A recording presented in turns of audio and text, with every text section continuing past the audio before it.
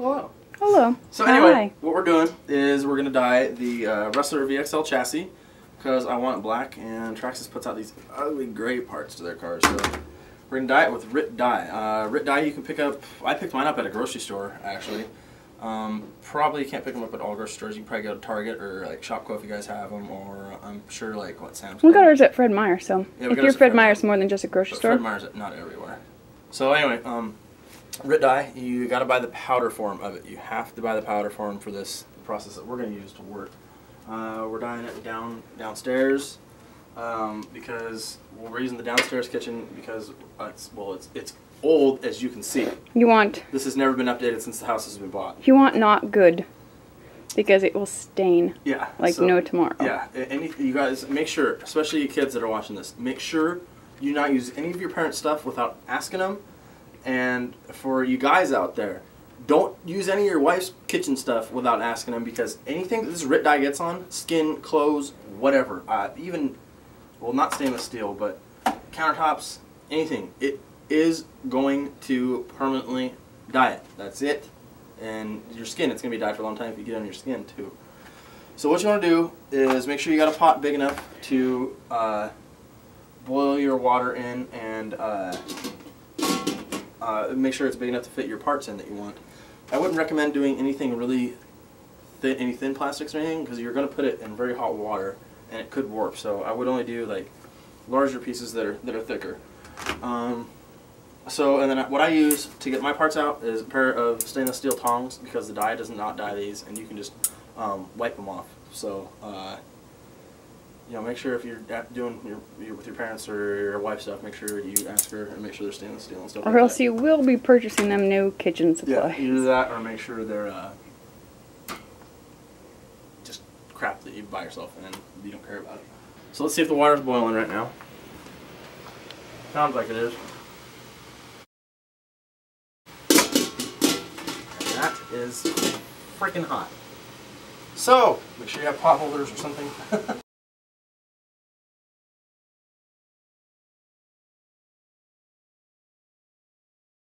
While we're doing that, we're going to open the RIT dye. And even the powder, guys, if you touch it, it will stain things. So you got to be very, very careful. And when you go to handle the RIT dye package, put some paper towels around it. Get you all scissors out.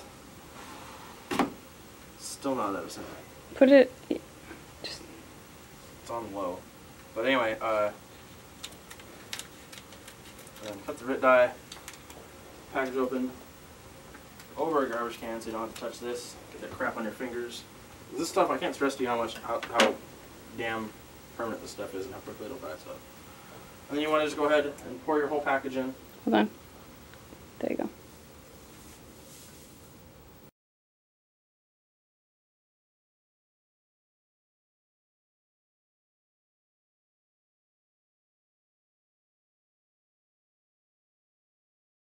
Now we're ready to put the chassis in. I didn't take the stickers off or the foam on there. It's going to be fine. So make sure you get some cardboard and keep it, you know, a very close distance so you're not dripping stuff over everything. And then let it dry on the cardboard until it's completely dry. It shouldn't take that long to dry. You can, once the dye's in there, you can wipe off the chassis with a paper towel and just wait for it to cool down a step before you go ahead and put your car back together. So what we're going to do is we're just going to stick this in carefully into RIT dye, and the chassis is going to sink. And you want to check on it periodically. It starts pretty quick. Why you do this instead of just spray painting your chassis is because this dye is all the way through the plastic. So if you scratch it, it's not going to, you know, show the gray or anything. It's going to just scratch normally, like as if it came black, you know. Just like your A-arms and all the other pieces of plastics on your car, you know, they don't, when you scratch them, they don't show a different color. So that's why you do the RIT dye. And that's also how you do, like, RPM makes the white plastics and stuff. And that's why a lot of people make white plastics, and then you can dye your plastics any color you want. So, and this is the best way to do it. There is no better way to dye a plastic than RIT dye.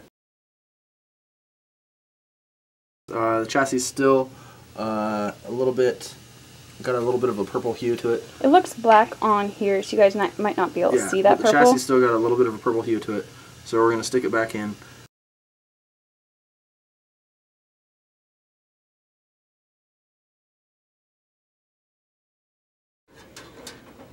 Okay, so it has actually been a total of 15 minutes.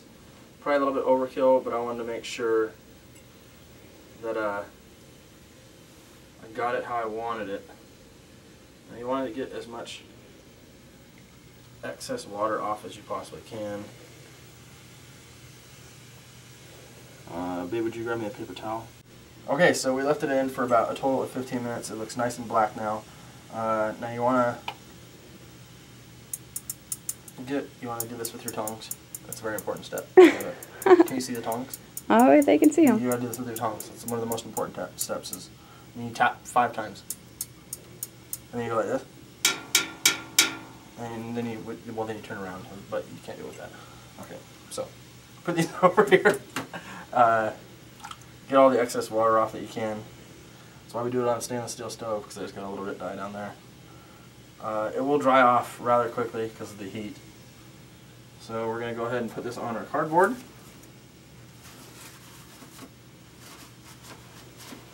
And dry it off as much as possible. See, it doesn't mess up the stickers or anything, so if you don't leave the stickers on, that's cool. So you saw how gray it was going in. Yeah. There you go. It's all black. Now you can't do this with like a black and then dye it to blue or something like that. You're going to have to start out with a lighter color and then dye it to a darker color. That's the only way you can do it. You can do it with other colors other than black as well. Like you could have done, I don't know, you probably could have done like a dark green maybe on this. But you got to consider the color, because it's going to take into some color of what it previously was. So doing gray to black is really easy. You could have done maybe a gray to a dark blue, or a gray to a really dark green. But since gray is a pretty, is a darker color, it was easy to do it black. So our foam piece has gotten very foamy. It's really foamy. It's stuck out quite a bit compared to what it used to be, but that's okay. It's not going to hurt anything. Just give the battery more padding.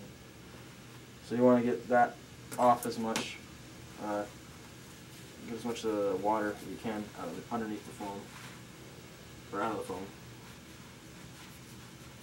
And you could we'll probably wrap this up right here, guys. So like I said, dry it off, put it on cardboard, let it sit for, I don't know, till it's dry, and then go ahead and start putting your car back together. So, I hope you enjoyed the video. That's how you dye the RC plastics with RIT dye. So keep in mind everything I said. If you have any questions, if you think I missed anything, you got questions about maybe some other steps of the process, I think I covered everything pretty good. Go ahead and shoot me a comment or personal message on YouTube. Or you can check out RC Militia, the Facebook page, and you can get a hold of me on the RC Militia Facebook page. And if you wanted to add me as a friend on Facebook, you'll see me as an admin on the RC Militia Facebook page, and you can go ahead and add me as a friend, hit me up on chat on Facebook or whatever. I'm always up all hours of the night, and I'll bullshit with you about anything. So, alright guys, with that, Jeremy from RC Militia and Jamera saying Peace.